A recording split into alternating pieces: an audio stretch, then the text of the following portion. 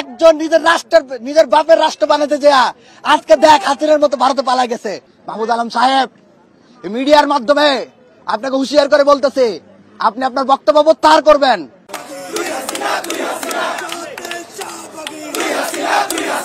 এবার কি ভয়ঙ্কর বিপদে পড়তে চললেন বাংলাদেশের সেনাপ্রধান। সেনাবাহিনীর ভিতরেই শুরু হয়েছে বাংলাদেশের বর্তমান সেনাপ্রধানকে সরানোর জন্য ষড়যন্ত্র। দেখুন, জামাতপন্থীদের এটাই কিন্তু কাজ।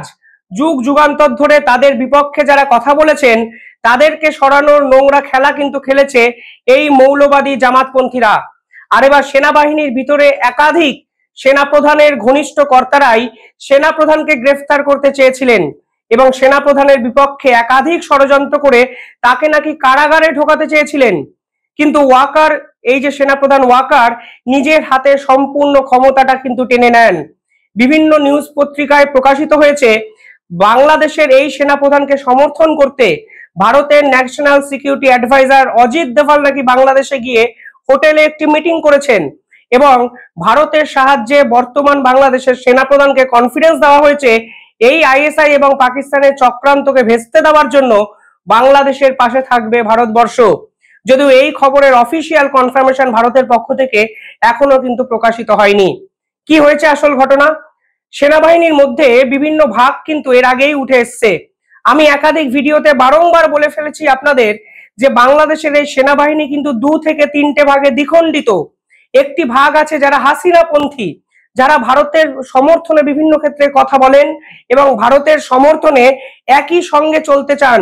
এরা জানেন ভারতের সঙ্গে যদি বাংলাদেশ চলে তাহলে কোথাও না কোথাও বাংলাদেশ সেনাবাহিনী কিন্তু আন্তর্জাতিক ক্ষেত্রে আরো বেশি এস্টাবলিশ হতে পারে।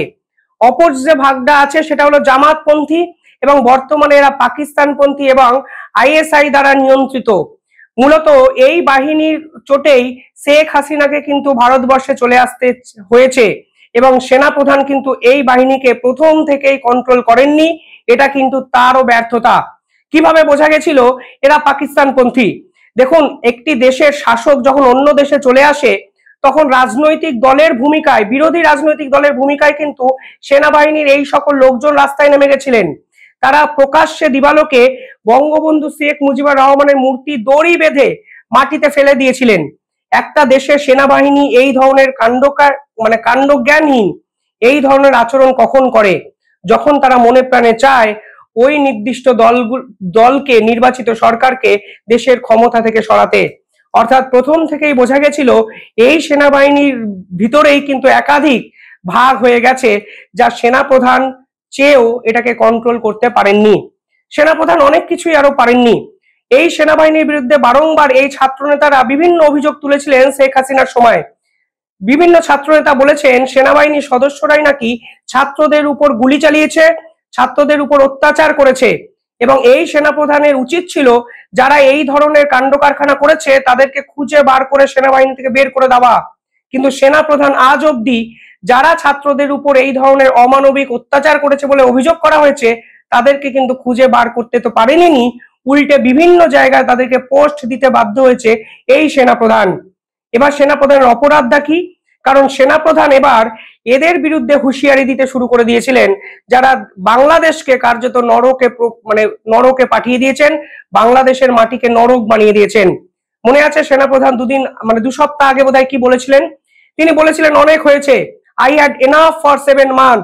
এবার দেশের বিরুদ্ধে যারা কাজকর্ম করবে আমি কিন্তু তাদের বিরুদ্ধে অ্যাকশন নেব। তখন কিন্তু বলবেন না আমি কিছুই করিনি। আর এই একটা হুঁশিয়ারিতেই এই জামাতপন্থী সেনাবাহিনীর সদস্যরা কিন্তু সেনাপ্রধানের বিরুদ্ধে ষড়যন্ত্র শুরু করে দিলেন। সেনাবাহিনীর বিরুদ্ধে একজন কমান্ডার জেনারেল আছেন, তার নাম হলো ফৈজুর রহমান।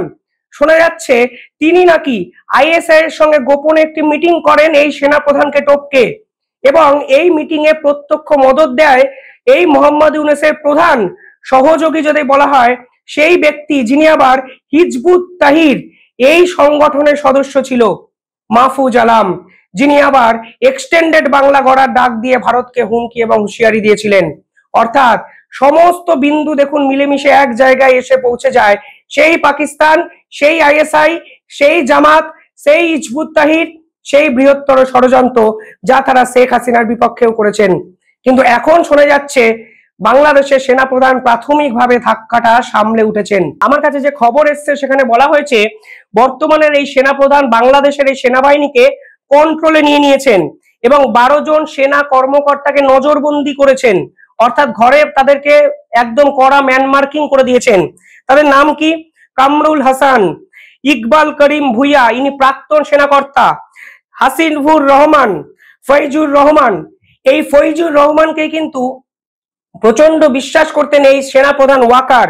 এই ফৈজুর রহমানের উপরেই কিন্তু সাভার আর্মি এবং মিরপুর আর্মি ক্যাম্পের দায়িত্ব এই সেনাপ্রধান দিয়েছিলেন এবং গাজীপুরে আইএসআই এর সঙ্গে যে অস্ত্র চুক্তি হয়েছিল এই ফৈজুর রহমানের এই নেতৃত্বেই কিন্তু সেনাবাহিনী করেছিল।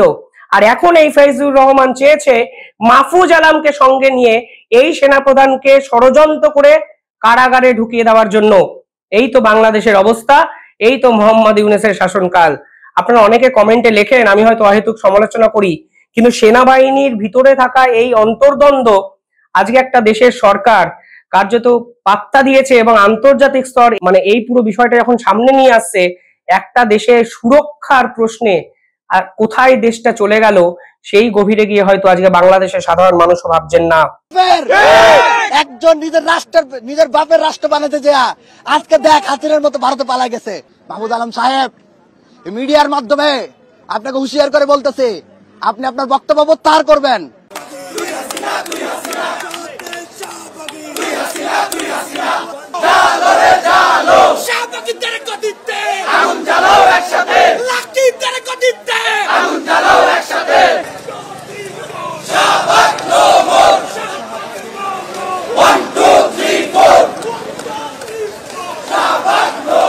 পাশাপাশি এখানে আরো অনেক খবর কিন্তু আমাদের সামনে চলে আসছে। বিদেশ সফরে গেছিলেন বাংলাদেশের সেনাপ্রধান। শোনা যাচ্ছিল তিনি যখন বিদেশ সফর থেকে ফিরবেন, সেই বিদেশ সফর থেকে 7ই মার্চ যখন বিমানবন্দরে নামার পরিকল্পনা ছিল, ঠিক তখনই নাকি ফৈজুর রহমান সেনাবাহিনীর বিভিন্ন কর্তাদের নিয়ে এই ওয়াকারকে অ্যারেস্ট করতেন এবং ওয়াকারকে অ্যারেস্ট করে জেলে ঢুকিয়ে দিতেন। অর্থাৎ সেনাবাহিনীর বিরুদ্ধে তিনি বড় সড় পরিকল্পনা কিন্তু করতে শুরু করে দিয়েছিলেন এই জামাতপন্থী একাধিক প্রধান উপদেষ্টাদের সঙ্গে নিয়ে। এরপরেও বাংলাদেশের মানুষ কিন্তু নীরব থাকেন। এই মাহফুজ আলম দিনের পর দিন ভারতকে হুমকি দিয়েছেন, বৃহত্তর বাংলা গড়ার ডাক দিয়েছেন, হিজবুত তাহিরকে প্রশ্রয় দিয়েছেন, আর এই মাহফুজ আলমকেই ছাত্র আন্দোলনের আর্কিটেক্ট হিসাবে জো বাইডেন এবং ক্লিন্টনের সভায় আমেরিকায় মোহাম্মদ ইউনূস আন্তর্জাতিক স্তরে পরিচয় করিয়ে দিয়েছেন।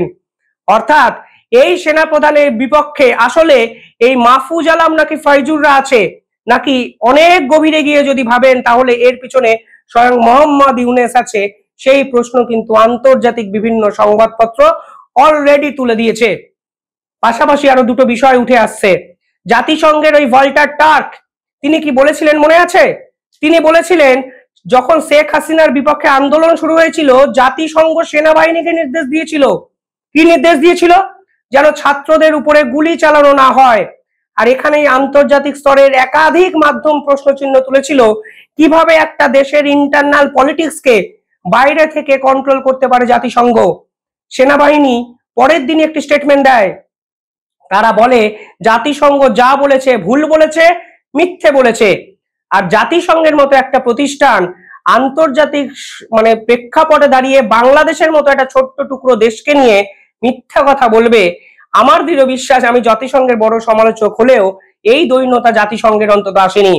এবার প্রশ্নটা হলো এই জাতিসংঘের ভল্টার টার্ক নির্দেশটি কাকে দিয়েছিলেন? আজকের পর তো আমার মনে হচ্ছে সত্যি কি সেনাপ্রধান এই ওয়াকার জামানি নির্দেশ পেয়েছিলেন, নাকি জামাতপন্থী কোন সেনা কর্তা জাতিসংঘ থেকে নির্দেশ পেয়েছিলেন? এই প্রশ্ন কিন্তু উঠে যায়। কার নির্দেশেই বা শেখ হাসিনা বাংলাদেশ থেকে ভারতে চলে এলেন এবং শেখ হাসিনাকে সমর্থনই বা কোন সেনাপ্রধান বা সেনাকর্তারা করলেন, এই প্রশ্নও কিন্তু উঠে যায়। এই সেনাবাহিনীর ভিতরে ভারতপন্থী লোক যদি না থাকতেন তাহলে কিন্তু তারা অজিত দেওয়ালের সঙ্গে নিজেদের মধ্যে লিয়াজও করতে পারতেন না এবং ভগবানের আশীর্বাদে শেখ হাসিনা সুরক্ষিত অবস্থায় আজকে ভারতে থাকতেও পারতেন না। ভারতপন্থী কিছু লোক আজও সেনাপ্রধান এবং সেনাবাহিনীর ভিতরে নিঃসন্দেহে আছেন, কিন্তু সব থেকে বেশি গন্ডগোলটা যারা পাকালেন সেই জামাতপন্থী মৌলবাদী আইএসআই পাকিস্তান ঘনিষ্ঠ সেনাবাহিনীর এই সদস্যরা। আজকে তারা বলছেন ভারতের মিডিয়া মিথ্যা খবর প্রচার করছে। আপনারা ভাবুন, দিনের পর দিন একটা সেনাবাহিনী কি প্রেস মিট করছেন। তারা প্রথমে বলল জাতিসংঘ মিথ্যা কথা বলছে, আমরা শেখ হাসিনার বিপক্ষে মানে অ্যাকশন নেওয়ার জন্য জাতিসংঘ থেকে কোনো নির্দেশ পাইনি। জাতিসংঘের হাই কমিশনারই মিথ্যা কথা বলছেন। কাকে অভিযোগ করেছেন? জাতিসংঘের হাই কমিশনার ভল্টার টার্ক, তার বিরুদ্ধে অভিযোগ করে দিয়েছেন যে তিনি মিথ্যা কথা বলছেন। আর এবার তিনি নাকি অভিযোগ করেছেন তারা নাকি ভারতের সেনা মানে এই সংবাদপত্রের বিরুদ্ধে ব্যবস্থা নিতে চায়, কারণ ভারতের সংবাদপত্রে যে খবর প্রকাশিত হয়েছে সবই নাকি মিথ্যে। একমাত্র সত্যবাদী যুধিষ্ঠির হলো এই বাংলাদেশ সেনাবাহিনী, যারা দিনের পর দিন শেখ হাসিনার বিপক্ষে ষড়যন্ত্র করেছেন আর এখন বাংলাদেশকে কোনো বিদেশি শক্তির হাতে তুলে দেওয়ার জন্য দিনের পর দিন ষড়যন্ত্র করে যাচ্ছে। আর এই সেনাপ্রধান এই সমস্ত ষড়যন্ত্রকে ধরে নিয়ে নিজের হাতে ক্ষমতা নিয়ে নিলেও আমার দৃঢ় বিশ্বাস এই মানুষগুলো কিন্তু বাংলাদেশের বিভীষণ হয়ে, অর্থাৎ বাংলাদেশে জন্মে বাংলাদেশকে বিক্রি করার জন্য ভবিষ্যতে উদ্গ্রীব হয়ে উঠবে। এবং এই সেনাবাহিনী সংঘাত কি বাংলাদেশে নতুন কোনো যুদ্ধের সূচনা করবে, এই প্রশ্ন কিন্তু উঠে যাচ্ছে। আজকে সেনাপ্রধানের সমালোচনা আমি করলাম না, কিন্তু আসলে এই ঘটনার জন্য সেনাপ্রধানও কিন্তু কোথাও না কোথাও গিয়ে দায়ী, এটা কিন্তু আপনারাও মাথায় রাখবেন। সেনাপ্রধান যদি প্রথম থেকেই এত চালিয়ে ব্যাটিং না করতেন তাহলে কিন্তু আজকে নিজেকেই আউট হতে হতো না। অজিত দেওয়াল আজকে সেনাপ্রধানের পাশে দাঁড়িয়েছেন। ভারতের সেনাপ্রধান দুদিন আগে বলেছেন বাংলাদেশ সেনাবাহিনীর সঙ্গে আমাদের সম্পর্ক ভালো, অর্থাৎ এই সেনাপ্রধানকে ব্যাক করার চেষ্টা ভারতের পক্ষ থেকে করা হচ্ছে। কিন্তু ভারতবর্ষ হয়তো সমস্ত বিষয়ে বাংলাদেশের আর ঢুকবেই না, কারণ ভারতবর্ষের কাছে বাংলাদেশ এখন লস্ট কেস। অন্তত ভারতের সেনাপ্রধান এবং জয়শঙ্করের বিবৃতির পর বাংলাদেশকে পাত্তা দেওয়ার কোনো জায়গায় ভারতবর্ষ অন্তত নেই। তাদের শুধুমাত্র ইন্টারেস্টের জায়গা শেখ হাসিনার সুরক্ষা এবং বাংলাদেশের সাধারণ মানুষ। আর এরা নিজেদের মধ্যে মারপিট করতে গিয়ে বাংলাদেশকেই নরকে প্রমাণ মানে পাঠিয়ে দিলেন। সিরিয়ার কথা দুদিন আগে শুনলাম, আজকে বাংলাদেশের ভবিতব্য ভেবে সত্যি সিরিয়ার থেকে ভয়ঙ্কর কোনো অবস্থা যেতে পারে বলে আমার নিজের উপলব্ধি। আপনারা কি ভাবছেন কমেন্টে জানাবেন।